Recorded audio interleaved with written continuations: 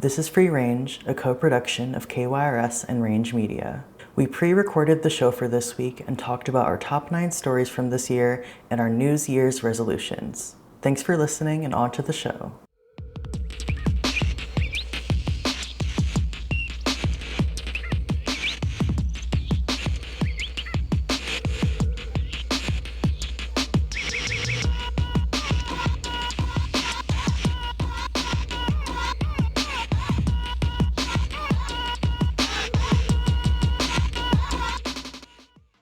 We are here for the second of our 2 year-end episodes. I'm Luke Baumgarten. I'm here with managing editor Val Osier, reporters Aaron Sellers and Aaron Hedge, and our media producer Pascal Bostic. 5 aside. How's everybody doing? Hi. Good. All right, so last week we talked about our personal favorite stories and projects from the year in Range. This year, we're going to talk about what y'all thought were the biggest stories using analytics. That's right, data. Val's got some reports on the biggest stories in the in qualitative objective terms, and we're going to discuss those. And then we're going to also do some New Year's resolutions. Yeah. Each of us has a New Year's resolution. Mine's is going to be a bit of a vibe. Hopefully everybody else prepared more than I did. Or not. We'll just see. This is what you come to expect from the Range Radio Hour. Varying levels of preparation, especially from me. All right. So we're also going to tease a really big development for the Range team in 2026. So yeah? yes, our some of these resolutions have actually come to fruition. We will talk about those as well. All right. So let's start with the biggest stories as evidenced by our readers. Val, take it away. So it's interesting that you say it's qualitative. I mean, it is or quantitative data or whatever. But it was interesting looking at our analytics, like our Google Analytics that shows our website numbers, right, and then our social media analytics that show all of the things that our social media audience cares about. And each platform is obviously very different. But so I'll go over the top 10 stories of the year. So number 10 is Andrea Brower's resignation letter, actually, that we published. So Andrea Brower was a professor of activism, basically, at Gonzaga. Social justice. Social justice and activism, who was brought into a tenure position after being an adjunct for many years. And because of the way she was treated by the university, decided to quit that position. And The Guardian wrote about her story in conjunction with other people who were leaving academia because of the pressure being put on by the Trump administration. And we were lucky enough to get an exclusive to publish her actual resignation letter. Number 9 was the first Flock story, the state of surveillance in Spokane That's County. the big map. And that was kind of the kickoff for our Flock series that is continuing on. Sellers did that with Lauren. You and Lauren, that was Lauren helped with the mapping or finding all the spots. No, Lauren helped find a bunch of contracts. Gotcha. That she'd been compiling, and then I put in public records requests for the locations of cameras, and they did the map. Yeah, so that story it has all of the locations of all of the Flock cameras in Spokane County. We published that relatively recently, right? In the last 3 weeks or so? No, that was published in September. Yeah. Oh, you're right, okay. But still, it's later in the year, and so the fact that it was our number 9, even despite being later published, I wouldn't even be surprised if that continues to be a big hit for us in 2026 as more people become aware of what's going on in the Flock. Totally. That gets posted in Reddit periodically. Yeah. Keep that track. And then number 8 was when Justice for All was arrested at Pride, or while they were walking to Pride. And that was breaking pretty breaking news. Like we broke that. it for sure. Yeah, we were getting texts and videos and Mhm. pictures of their arrest, like sent to us as we were waiting in line for the Pride Mhm. Parade. I took a call with the mayor from underneath the Washington Street overpass during the Pride Parade. He Yeah. like sent me that recording, and I'm like, Yeah. Whoa, we do this. Yeah. It's like, I hope you can hear me. yeah. So Yeah, that was it. mhm. I mean, we don't break a lot of news, but it was cool to be able to be there in, I mean, not cool because it sucks that it happened, but being in community at an event that was very meaningful to the person arrested added an extra layer of poignance to that for me anyways. Yeah, I've always maintained that I won't work Pride. That was like something that I made Yeah. very clear when I got hired. I was like, fine, I'll walk in the parade with you guys. But I think, I had to make an exception to my I won't work Pride rule for community. Yeah. I can't imagine, like, getting dressed up in your Pride outfit and heading downtown to celebrate with your community and getting arrested on the way downtown. Yeah. So. Yeah. And that was when they were arrested on charges of like assaulting a sheriff. Yeah. Yeah, local charges. So they had been picked up at the night of The June 11th. the June 11th ICE protest, and then were basically rearrested a couple days For- later, or a week or so later. More hefty charges. Yeah. It was, I like it when we break news because I think we have on this, and we don't cover every story, but on the stories that we do cover, when something happens, something develops, like we've already reported really deeply on it, and Yeah. so we have a pretty, like, I think we have a good read on the story usually. Yeah. that is kind of how we decide when we break something. Yeah. Like the Prop It's like, do we know 1 this? getting Yeah. overturned by Mhm. Supreme Court and Justice for All. It's like, were we deeply reporting on this before, and is it important to our communities that we have the leading voice on this issue right now? Well, and it's also a testament to when we've been deeply reporting, we also tend to be the first call or text from a person, because I think we must have known that justice had been picked up certainly before 20 any other news minutes outlet after. did. Yeah, Yeah. it was very fast. So Yeah. The 7th. 7th, thank you. I was like counting backwards. The 7th top story of the year was actually one of Hedge's favorites of the year, which was the immigration arrests, or people being taken to Idaho after they're arrested for immigration. That's awesome that one made one of the top. I think the immigration stories that have been happening in Spokane deserve to be national stories, because like a lot of the stuff they've been doing in bigger cities, they were testing out here. So we didn't achieve that like national level, except for with June 11th. There was like, you could see it on CNN. But so hearing that one of those stories at least broke through a little bit and was one of our bigger stories is good, because you've been actually banging this gong pretty hard, Hedge, that what's happening with immigration in this area deserves to be a national story. So that's cool. It's another story that we broke. Yep. It wasn't breaking news, but we were the first to write about it. Yep. That was number 6. Number 6 is actually a civics story. Wow. Those usually, civics is a labor of love of all of us. Civics is the Velvet Underground. Only 10 people write it, but everybody becomes a civic gadfly. Yeah. Only 100 people read it, but they all become civic gadflies. Yeah, it's a labor of love that pretty much our whole team pitches in on every Monday morning. We go through all of the meeting agendas of the week and try to pull out what people would care about and what they might want to speak out about. And this one was from April, and the headline was, Spokane could become the first city to ban the address. And that was basically banning employment discrimination against unhoused people. So banning a requirement that you put your physical address on your employment forms, because people who listed, the argument is that people who listed either shelters or a P.O. box were potentially being discriminated against for not having stable housing. And so it potentially could be like a catch-22 of somebody trying to, quote unquote bootstrap their way out of their situation and being turned away because Yeah. they're unhoused. Yeah. Yeah. And another thing that happened that week that also could be like could have been a big part of this being a bigger story is that they also held a first read on a policy to protect queer people.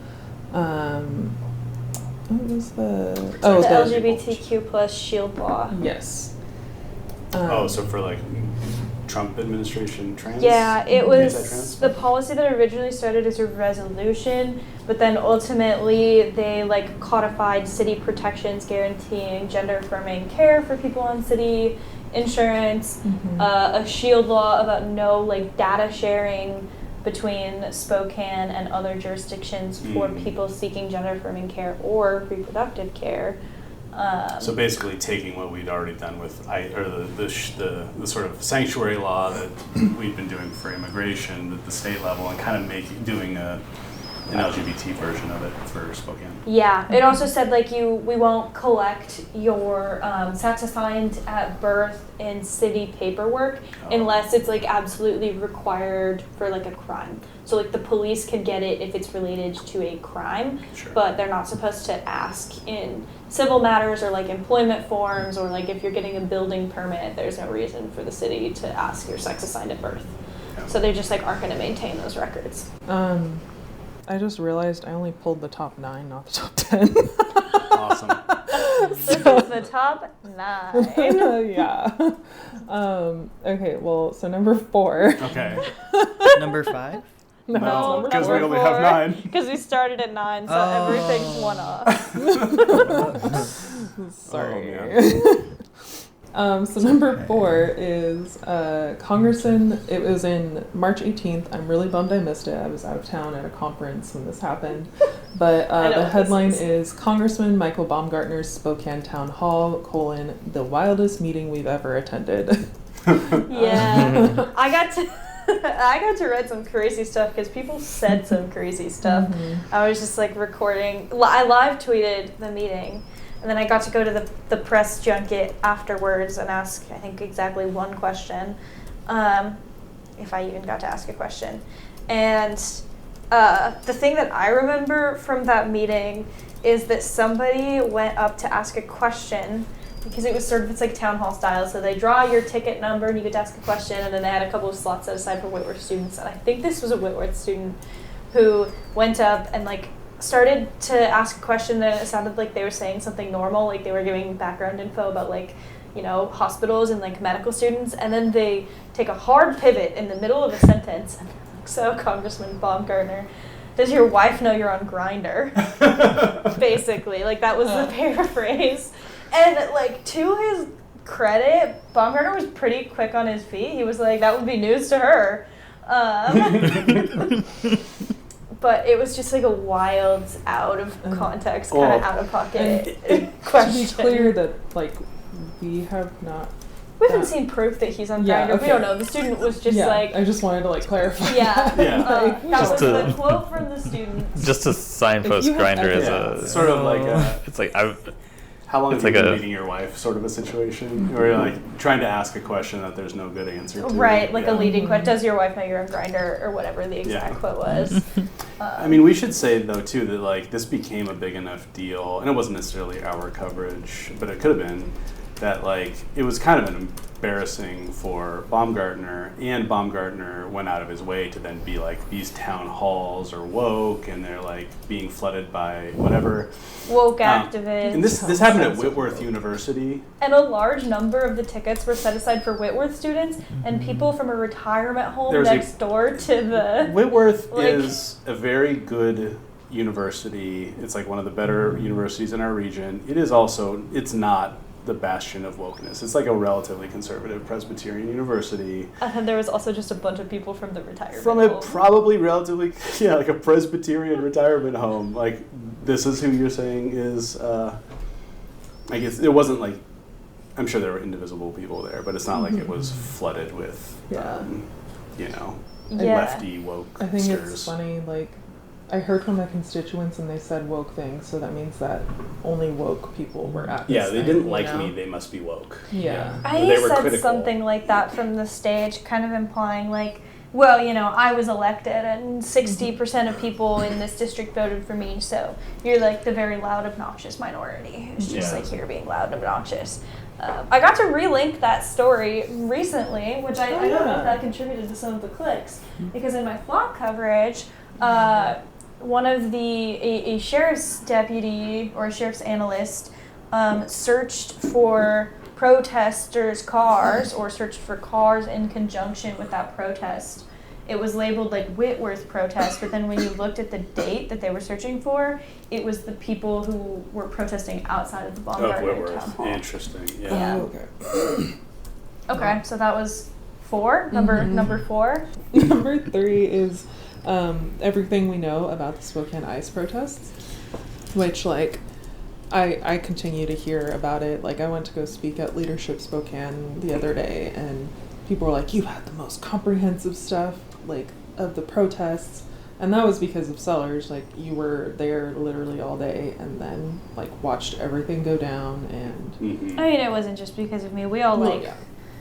you guys were kind of quarterbacking from Mhm. afar because my Mhm. cell service was too bad to post to social media because there was too many people on the towers, and Hedge and Pascal were there recording and taking notes, and then we were there late, and then the next morning we were up at 7 a.m. When I went to the back press here. conference. Right. Corinne, our intern at the time, was putting in public records for us for body Yeah. cam footage. It was like an all hands on deck. Yeah. I mean, that's so the omnibus mega story that we published a few days, in the middle of the week after. What it was It like, was what? like one day after. Yeah. Was it only one day? Yeah, Okay. it well, was we the put that next together. day. So that's amazing. Also, though, I really think we owned the live coverage of it too, because you were it's like we are not set up to beat most like a daily newspaper to any given scoop, let alone TV news. And kind of the way on the fly, and it even required Sellers to run around asking for like power banks from people to keep their, which was really you. actually very hilarious. It was just The community Power members. bank contact fiasco of 2025. just turning on the camera and live streaming it, and I was like at home trying to quarterback while also making dinner for friends, because that was like what we had planned that night. And I walked out into the living room as I was like asking people, and everybody was glued on their own particular phones watching your stream. And I think that's really, I mean, we had like 1,000 concurrent views at one point in that stream. So it's like, I think we did this, and it was completely by accident, or not like intent. It wasn't like a I conscious did not effort. go down there that day thinking We're going to this stream. that's Mhm.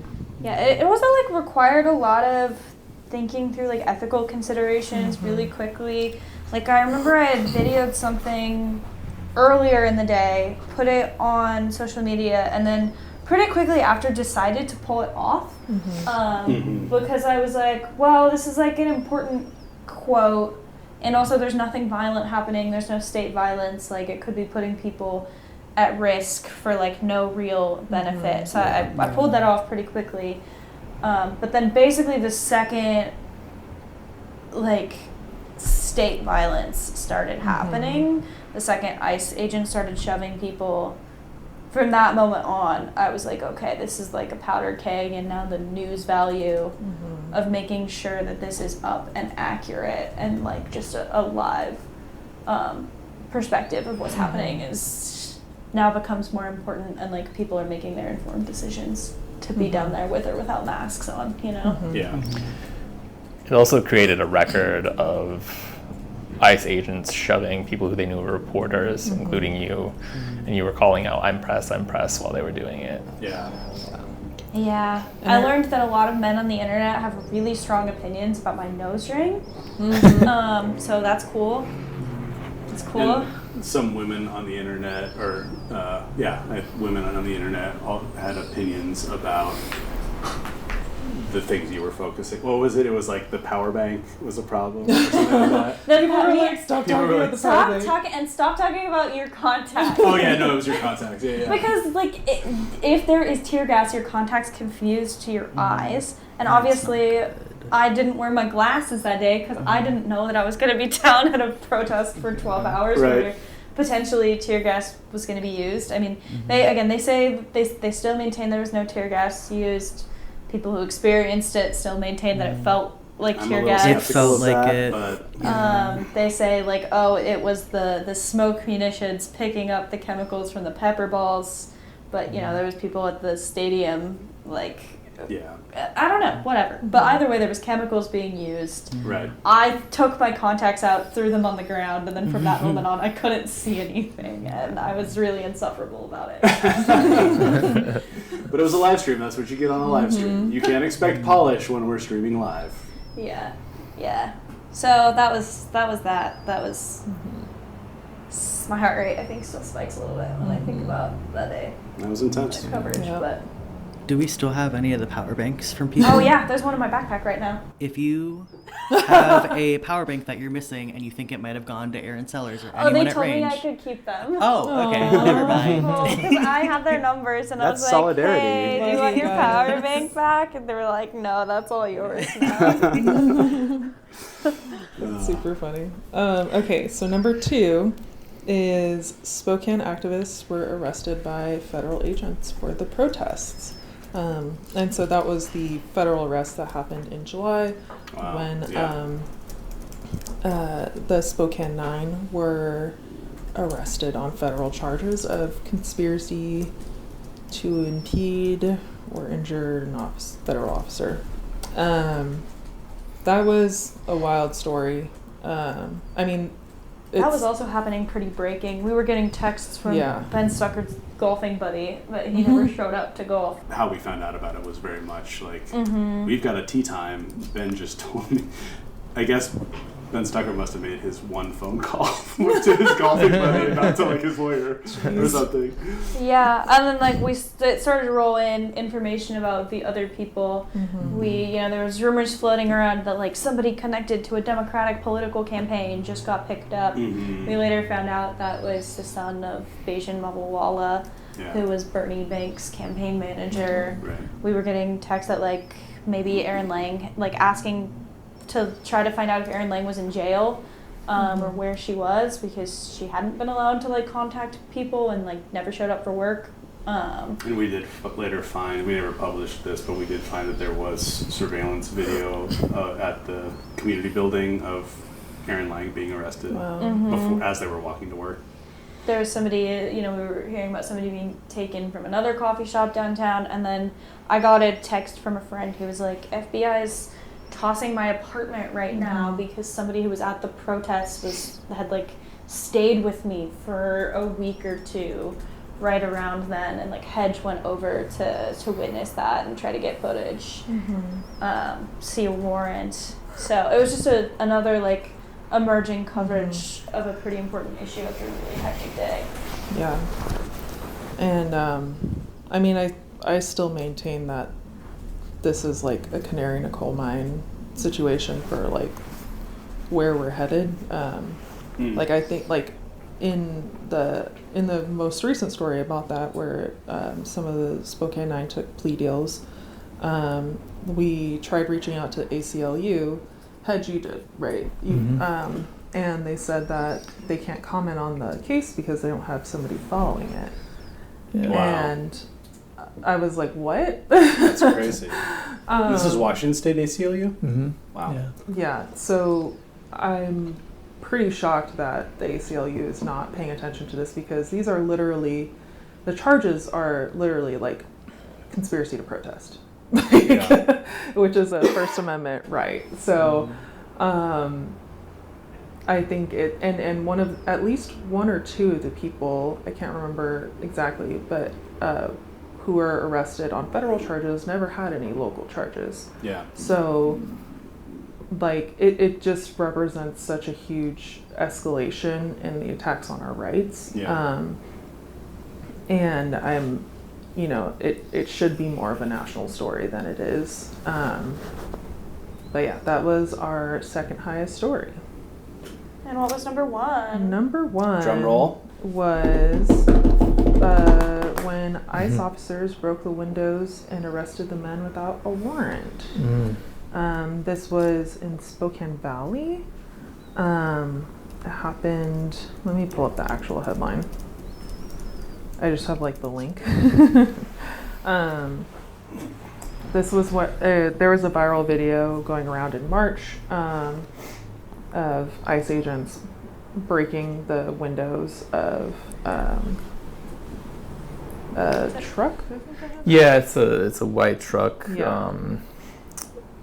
And breaking them, they were arresting two men on their way to court, and the pregnant wife or fiance, I don't remember, was in the car, and it was really just violent arrest, and the video is really jarring, scary. yeah. And so that was our top story of the year. Managing editor, that was our top 10 stories of the year, or top 9. It's your job to like look at the analytics of stuff and think about how we're reaching audience. What were your like big takeaways from our 2025 coverage, and how do you think that should inform our 2026 coverage decisions? Ooh, Yeah. Good question. Thanks, I'm a journalist. So, I mean, it's important to know, for the sake of this podcast, I just looked up the top 9 stories of the year. You were also looking at the monthly data, Yes. though, like the top stories of each month, and then the biggest social media stories. I was peeking over her shoulder yesterday. Yes. So, like, you know, if we go by month, like the top story of each month kind of follows the same, like a lot of the same stories like float up, but, you know, I think it's important to note that like stories and news is a product of its time. Like it's in context with everything else that's going on. Terroir of the moment. What? What's that word? I thought you were into wine. Oh, no. I have like a strict It's like the specific characteristics that grapes get when the soil that they're planted in.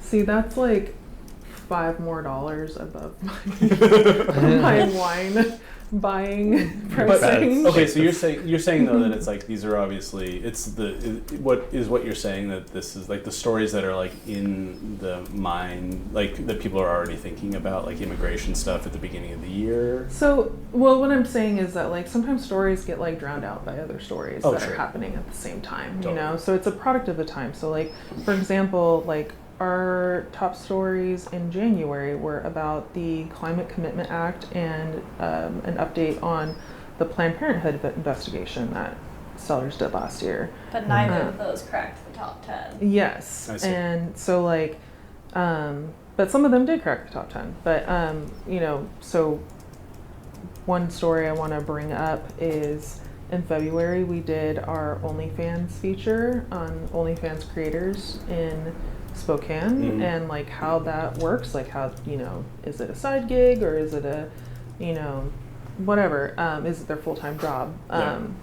And then in May, you know, the story was Martin Diaz being taken without a warrant. So Right. that follows the trend of immigration. And Martin Diaz had been in the news before, so this is the very scary broke the windows on the way to court. No, Oh, this no, is that's a a different different one. one. Yeah, separate Yeah, one. right, okay. And But there were multiple stories about Martin Diaz because ICE came looking for him earlier, and that's They'd been that's a tracking different him, yeah. viral video a lot Yeah. of people saw where they basically staged a car accident Outside trying of to him. coax him out, Right. and then they picked him up later. You know. yeah.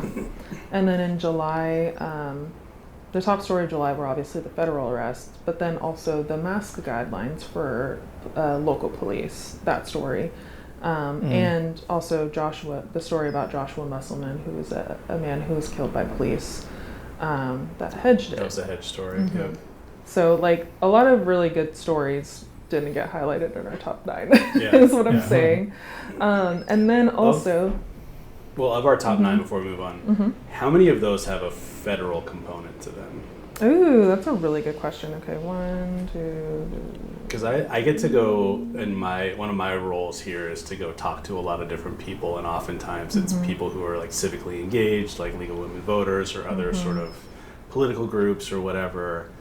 And one of the things that's always fascinating to me, even among people who are really engaged locally, when they're just like sitting around chatting,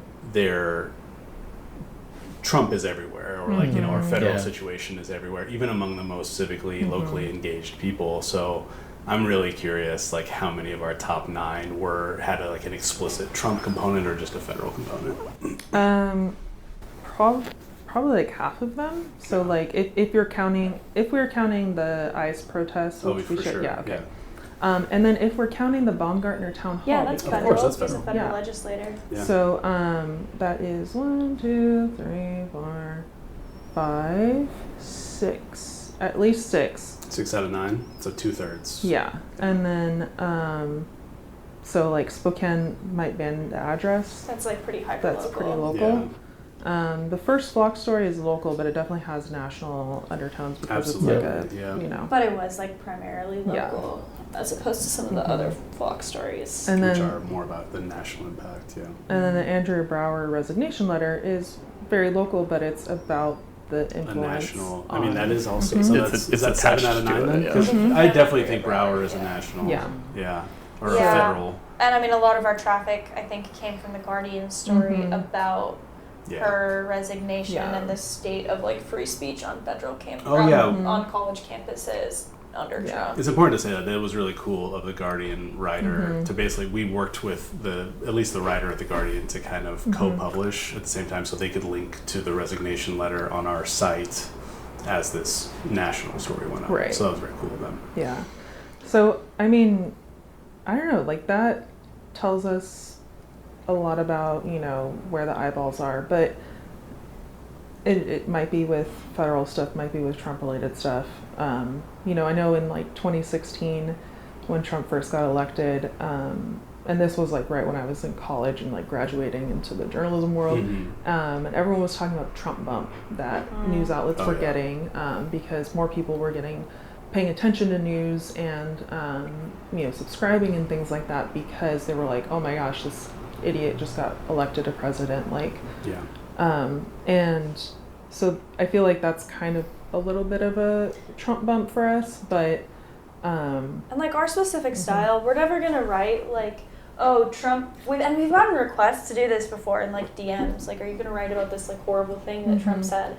And one, we're a small news team. There's 5 of us sitting around this table. I don't think 2, any we of us don't have really do commentary. the time to write about the horrible thing Trump said. We don't really do commentary, but I think the thing that we do really well when it comes to federal coverage is that we don't write the story unless the federal government did something that is impacting local people, and then we're centering those local people who were impacted, not just like, Yep. oh, Trump did this or the federal government did this and it's bad, it sucks. It's like people are hurting here in Spokane, Yep. and here's the federal tie. It's localizing federal, or national stories, totally. Yeah. and I think that's like the general rule for a lot of local news outlets, but Well, I think it's like the other rule would be pulling it off the AP wire and just running the normal national story, Right. but not doing any local context at all, which is what I think a lot of traditional, like a daily that doesn't have a DC bureau is going to do. I think this is, this is the way I sort of learned to do news at the Inlander, and I think doing deep enterprise reporting about federal stuff rather than just republishing something off the wire is, something local news can do uniquely well, and I think we're pretty good at it. yeah. So I don't know, that's not to say that we're going to do more federal coverage. I think that is telling us that our style of, national news coverage or how it impacts Spokane is hitting. And Honestly, though, that Baumgartner one, like that just gonna go like when that. it was Kathy McMorris Rogers, there wasn't even really much to write about because whatever, but it might actually behoove us to check in on what Baumgartner's up to every once in a while because it We does. also really debated not going to that town hall because I think there was something pretty important happening at city council that night. Yeah. And so I was like, man, do I go to city council to do my usual city Yeah. beat or do I go to this town hall? And I ultimately made the call to go to the town hall. Well, I don't remember why. Totally. Well, and because I don't know that there's much federal coverage at all anymore. When we were looking at that, when I pulled up the Baumgartner story, because I honestly didn't even remember it when you were saying it was in the top 9.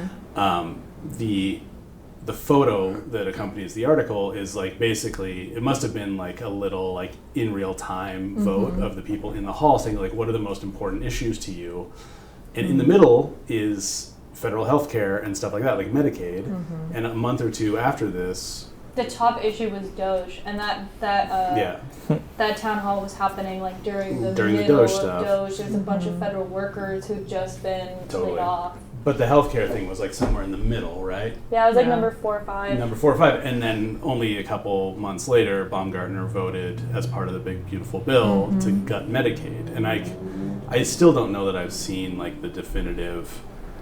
Here's how Medicaid, like rural spaces. We're an urban center in the middle of a sea of rural, and hospitals are going to be closing all around us. Like that actually could be.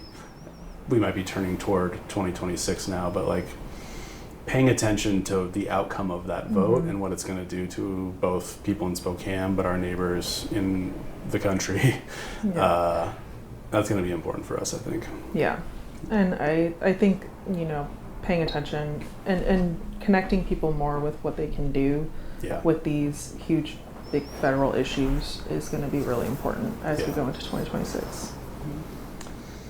Okay, we have about 16 minutes left of our technical time. Yep. So let's pivot to New Year resolutions.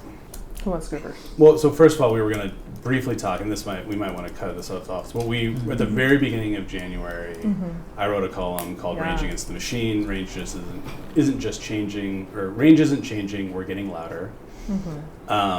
Basically, we pledged to be a little bit more forceful and a little bit more unabashed in our coverage of people who don't have power to protect themselves. I don't know, do we want to give ourselves a grade for how well we achieved that this year? I kind of think, and I get to say this because it mostly wasn't me doing this work, but I kind of think we deserve an A. I think so too. We got a lot spicier this year. And not in a disrespectful way, and not in a way that undercut the truth of what we were reporting, but just being a lot more unabashed about this isn't okay to persecute our neighbors. It's not okay. Yeah, and I think this year has continued to evolve my personal, beliefs about journalism and objectivity, and it's always like a fun. It's a really cool thing that we get to do, to kind of rewrite the rules of journalism. I feel like we're watching in real time as the Overton window shifts to the right, and when the Overton window shifts to the right, what people view as objective journalism also shifts to the right with that Overton window. And I think that it's been, even just in the beginning of the year, being able to write the phrase genocide in Palestine without having to be mealy-mouthed about what's going on, or being able to write that people who were here legally without a criminal background are being detained. Well, and being able to say our feelings about these federal arrests, we still reported the news and the truth and objectively, but we're also going to be this is still a attack on our rights, and I love that we can tell the truth about that kind of stuff. Yeah, I also don't know if you pulled analytics for how many stories we put out this year versus last year, but I feel like we didn't just get louder, we also talked more. We've all been putting in really long hours. Yeah, when we were talking about this right before, you said something, Sellers, that really stuck with me, that we turned things around faster than we usually do when it called for it. And it's something we've always been a little reluctant to do, but I think maybe because we thought we might be doing the news in a different way than most of our colleagues were, that when it made sense, it behooved us to fire drill more stuff and really make sure not only did we nail the story, but we're getting it out as quickly as possible. And so I think that was a real it contributed to some extra hours, I'm sure, for everybody, but I feel good about it. Yeah, I have not pulled those numbers, but I think in our summer break story, I pulled at least the numbers as of summer. Like the first 6 months. Yeah, so Luke, you were talking about how we wrote like we're getting louder, and what was that announcement for? That was just, again, 10 days after the inauguration. We were already starting to see. That was right around when you guys were reporting, trying to chase down the immigrants getting bused to Kootenai County. Yeah, so I started that story by saying, in the last 10 days, we've seen things happen in the inland Northwest I hoped I would never see. I've heard things from the mouths of people I love I hoped I would never hear, yada yada. And then at the kind of the bottom, for the last 10 days, it just felt like cruelty is winning, and maybe for this brief moment it has been, but cruelty will only continue to win if we let it win, if we stay in our comfort, if we choose to protect ourselves while leaving others exposed. It will only win if we make ourselves small to avoid the targets placed on others, if we hide from the hands raised against our neighbors. Cruelty will only win if we shrink into selflessness or selfishness. And honestly, like thinking about you, Sellers, in the scrum, a couple months later on June 11th, everybody got outside their comfort zone this year. So I really feel like, I was going to give us an A until I reread those sections. Maybe now I want to give us an A+. Wow. Yeah. Wow. My teacher's kid is smiling. At least as of August, we had published 163 articles. I think that's including civics and any Wide range. repubs. Yeah. Oh, okay. Not including wide range, because we Okay. don't really publish wide range on this website. So that's a lot. Yeah, that is a lot. To say the least. Yeah, that's like almost a story a day by that point. That's crazy, actually. Yeah. All right, shall we turn to news year resolutions? We got about 10 minutes left. Yep. I'll start. My New Year's resolutions. So these are work-related resolutions, right? Yeah. Yeah. Because I can tell you my personal resolutions. Yeah, tell us the new hobbies you're going to start. This No, year. tell us. Use our 10 minutes to tell us about your work-related resolution. Okay, so I want either me to write or the team to write more like direct action stuff, like how to get involved, how to do this, but also like not just like how to get involved to like protest or whatever, but like how to be a person in your community almost, like how to ride the bus, how to participate in pieces of the community that aren't necessarily like, being a nerd at city council, like Yeah. How to find your safe bike route. yes. Yeah. So I want to do that kind of stuff, and How to then make the most out of your library card. I could do Yeah, I've on been that one. driving around North Spokane. There are a lot more bike lanes than when I grew up there. Like, I think it would, like that sort of stuff. It's just one of the reasons I love having an urbanism columnist, but like Spokane's changing. Yeah. Places I'm very, very familiar with or that I grew up, basically the neighborhood I grew up in is way different than it used to be. And I think it's really cool. Yeah. And then I wanted to get better at social media and do more TikToks. And I really want to figure out how to get us into the creator fund of TikTok, because I went to one conference and this other news outlet was like, yeah, we make like $5,000 a month from TikTok. So monetizing TikTok, basically. And then, just from the creator fund, like from views. And then I'm like, you guys are getting paid? Like, it was like that meme. So I want to see if we can get a little slice of that. That was also one of my New Year resolutions, was more regularly do TikToks. For a while, I was doing a kind of, here's 3 things you should care about this week. That's the radio-friendly version of the actual name. And it's hard for me to have time for that because it takes me a little bit to like record, edit, find the screenshots. Like, it just doesn't feel like a second language to me. Sometimes on a Friday, I'm like trying to get that done on top of our weekly newsletter, and it just feels like too much of a chore. But I ran into a lot of people in the wild oh my gosh, so who many people like recognize me from that, which tells me that it is getting out there in a way that sometimes our long form journalism isn't. And if the public service I can offer is like, all right, you don't really have time for the news, but here are like 3 small things that you should know about. I want to put more effort into doing that regularly and just carve out time for that. Yeah. We haven't really talked about like any of the in-person events we did, but Oh, I gosh. was really proud of how our Spokane Spiciest Candidate Forum went off, and our 2nd annual Politicrawl. We just got a shout out from the dais at City Council last night for Oh. being 2 for 2, having pieces of legislation that were suggested from constituents at Politicrawl Get passed. have been passed. So I can't think of a more awesome testament to like the work we do literally makes a direct difference. Our events are. And we aren't, you know, creating change. we only do a couple of those, right? We don't even do it very often, and they are really, really impactful.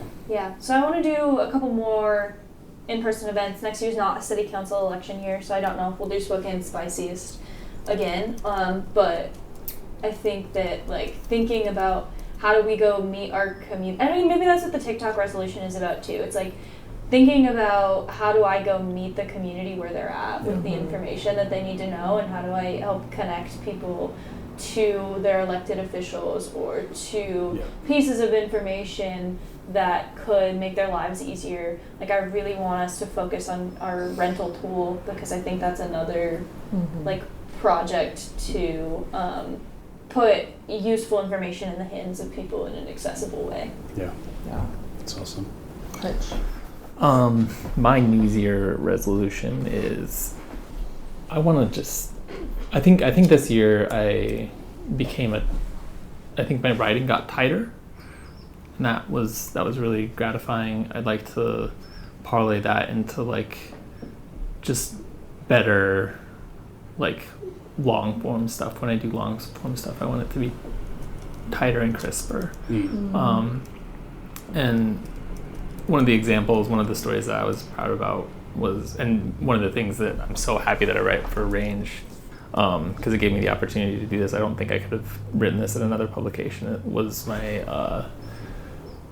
sort of like analysis / essay on Gavin Spies, who worked for Charlie Kirk, and that was not in the top 10 analytics. But it was, I think that's the best piece that I wrote this year, just from a writing perspective, and I'd like to do more stuff like that. That was a good story. Yeah, it was. The headline of that was Charlie Kirk's Pacific Northwest ground game. Yep. Yeah. That was a good one. This was that before his assassination, or was that after? It was after. It was based on a vigil, and the Daily reporters were like all across the country were just like writing pablum from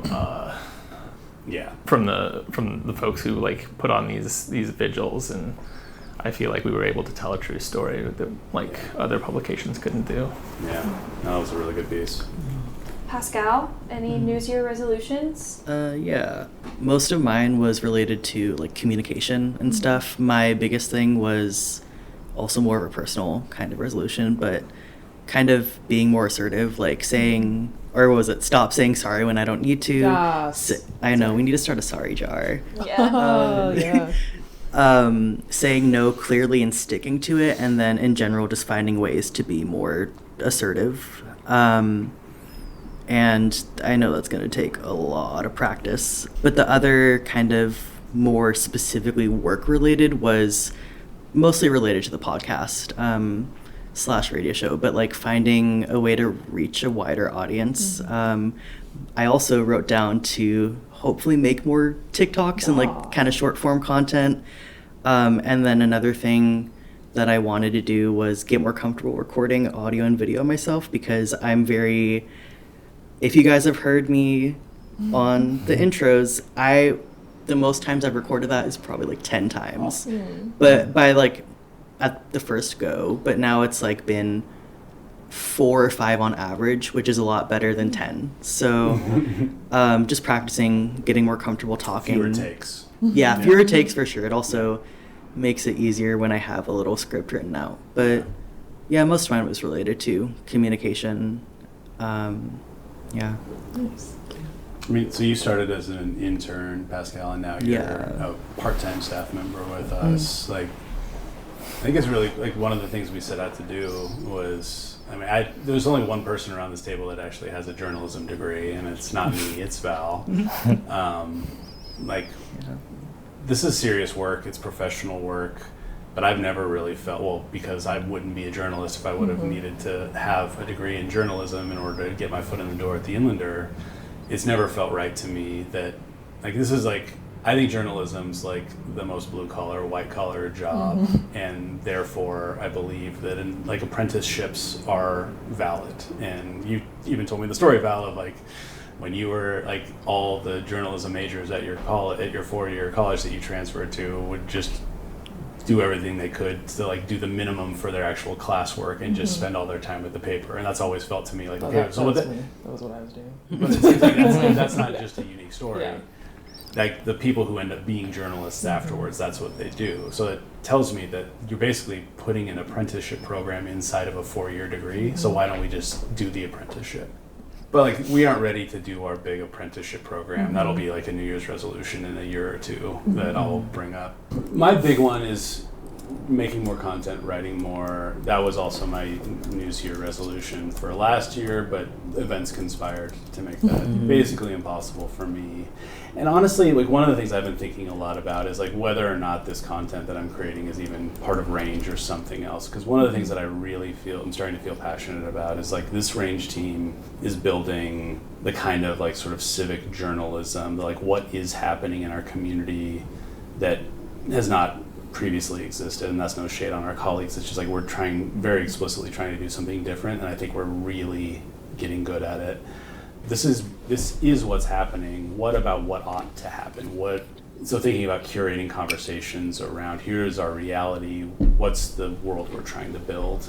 So kind of like your original plan for Range. Kind of going back to the original plan for Range. But I also think that it became pretty obvious that it's harder to do that original idea when you don't have the bedrock and the foundation that we built here.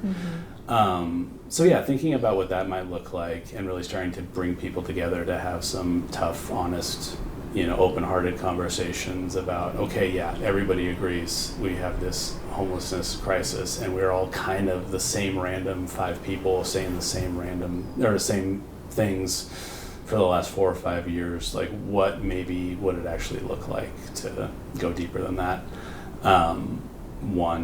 So that's the one I want to be held most accountable to. I did also, and thank you for leaving this for me, Val, this has been like 3 years of News Year resolutions that we're actually going to be able to execute on in 2026. We've been fundraising privately, and then on February 28th, I wrote, "No one will protect us but us. Range is raising money for deep community-embedded Spanish language reporting. We need your help."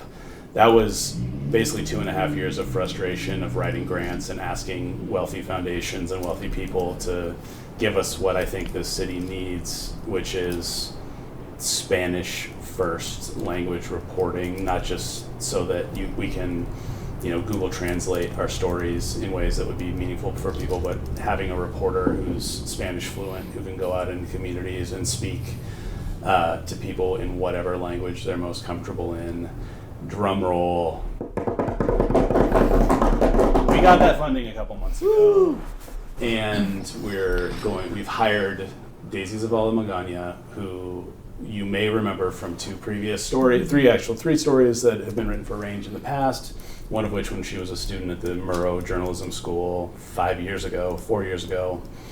She's since been at the Seattle Times for a couple years and a couple years down on the southern border in Nogales, Arizona. She grew up in Wenatchee, went to school in Pullman, and she's coming to Spokane to be the anchor of our Spanish first reporting desk. And I could not be more excited, not to center myself, but we haven't heard enough from white men. This has been a labor of love that everybody on this team has helped out with and pitched in on, especially you, Val, helping write 1 million grants. And it's finally happening, and I could not be more excited about what that's going to unlock for us in the future. That was our show this week. Free Range is a weekly news and public affairs program presented by Range Media and produced by Range Media and KYRS Community Radio, KYRS Medical Lake Spokane.